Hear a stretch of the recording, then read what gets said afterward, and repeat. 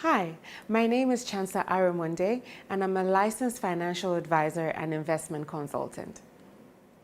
Core human emotions drive the markets. Of all of them, fear and greed are the main culprits.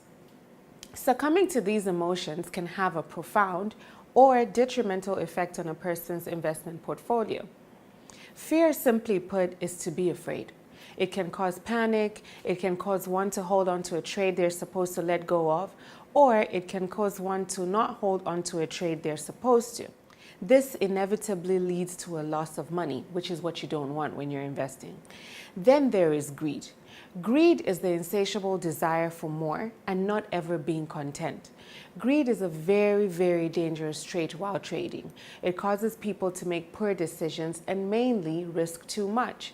All in all, fear and greed causes people to not stick to the principles of investing, mainly the number one principle, in my opinion, which is sticking to your plan.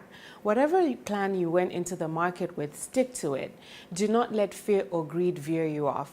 Remember, only disciplined traders make money in the long haul.